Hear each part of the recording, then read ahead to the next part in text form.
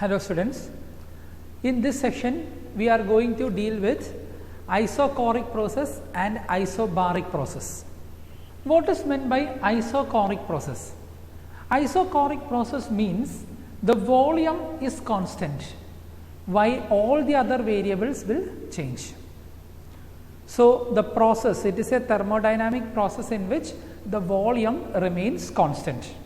Such kind of process is called isochoric process.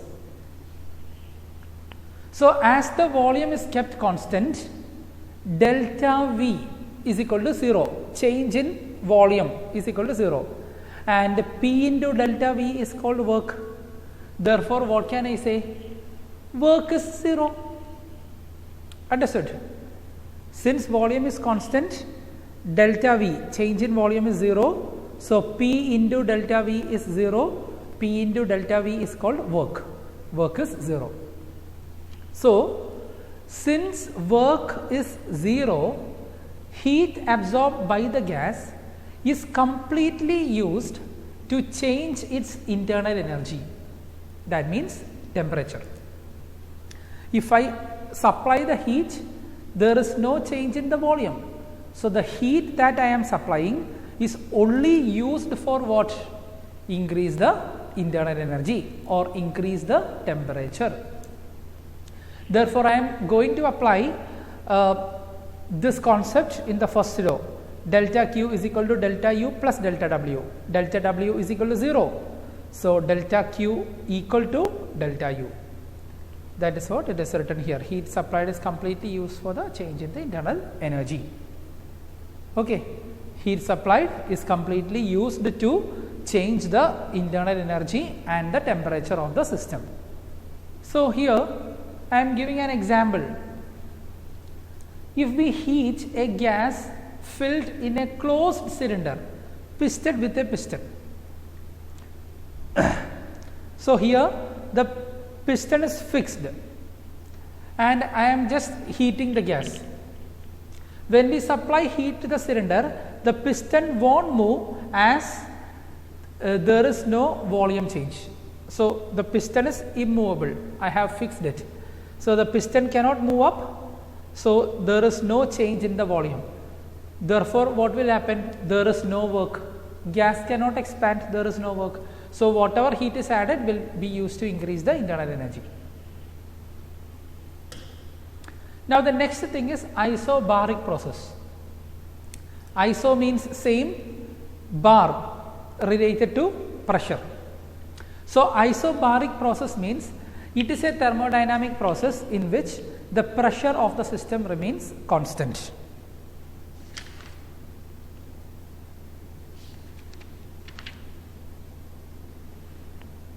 So, pressure of the system remains constant. So, only the pressure constant, volume will not be constant, volume will change. So, work is done. Therefore, I will be writing work done as P into V2 minus V1, and that is equal to mu R into T2 minus T1, because PV is equal to mu RT.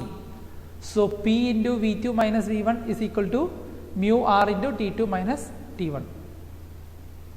Now, from the first law of thermodynamics, delta Q is equal to delta U plus delta W, right? So, instead of delta W, now what I can write from here? W, as I told you, it is P into V2 minus V1, and PV is equal to nRT mu RT. So, mu R T2 minus T1. So, instead of delta W, now I can write mu R T2 minus T1. So, we can see from the equation that the heat absorbed goes partly to increase the internal energy and partly to do the work. A part of the heat is used to increase the internal energy and a part of the heat is used to do the work. That is about isochoric process, isobaric process. Now, example, consider a cylinder filled with a gas fitted with a piston. When we heat the cylinder, the gas expands but the pressure remains the same because of the piston. Now the piston is free to move. In the previous case, the piston was fixed. Now the piston is free to move. So as you heat, the piston goes up and the gas will expand. Then boiling water in an open pot, which is at atmospheric pressure. When the water boils, it changes the steam and the steam expands, and since it is not contained, it stays at atmospheric pressure. So the pressure remains constant, but the energy will change. If I am closing the lid, the pressure will increase. If I am keeping the lid open, the pressure will remain constant. Now the next thing, cyclic process. What is meant by cyclic process? It is a process in which the system will come back to the initial stage. Cyclic. The system will come back to the initial stage. So imagine like this, ice is changing to water, water to vapor, vapor back to water, then back to ice. Cyclic. So in the cyclic process, the change in internal energy will be 0. Delta U will be equal to 0, which means the total heat absorbed equal to work done by the system. When you apply first law of thermodynamics, delta Q is equal to delta U plus delta W. Delta U is equal to 0. So delta Q equal to delta W. That means work done is equal to heat supplied. So the system started from point 1, you just see the figure.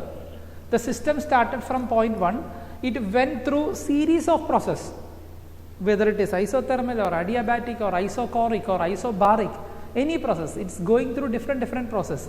But finally it comes back, it reaches to position 2, and from position 2 it is coming back to the initial position 1. So in this stage the internal energy is increasing, and in this stage internal energy is decreasing, and it comes back to the original state. So total internal energy will be 0. So here you can see delta Q is equal to delta U is equal to delta Q plus delta W. So delta U is 0, so W is equal to Q. So work done by the system in a cyclic process is equal to the heat absorbed by the system. Example, heat engine and heat pump. Heat engine we are familiar. Heat is given to the engine and engine converts heat into mechanical work. That is the engine that we are using in cars on all the vehicles.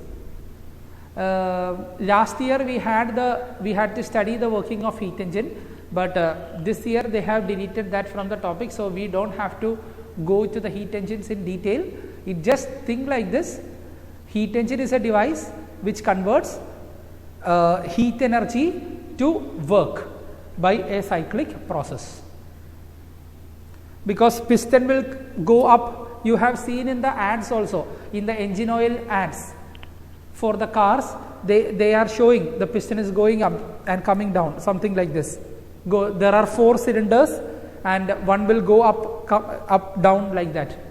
So that is actually the cyclic motion, cyclic process. That is the heat engine. Okay. Now when I draw the pressure volume graph for isothermal process, PV graph, I already told you isothermal process is a very slow process. So if I draw the pressure volume graph, the graph will be a curved line. This is for isothermal. Now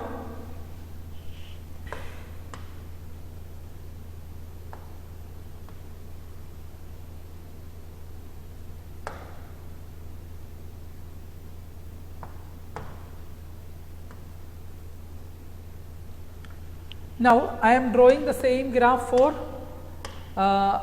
adiabatic.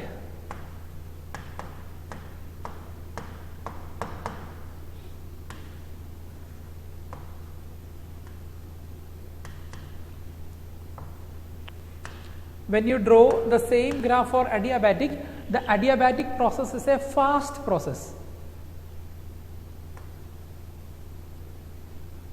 So you can see one is a slow process, other is a fast process. So when you draw the graph for adiabatic and isothermal, it should be less slope and it should have more slope.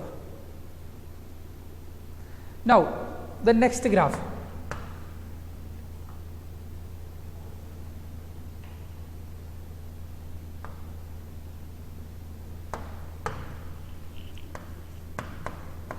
Isochoric.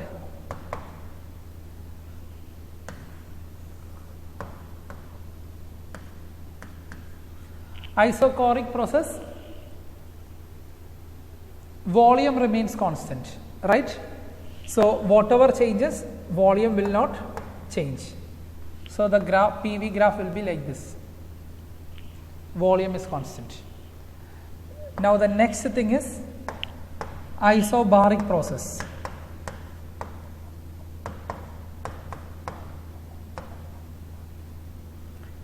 So in isobaric process,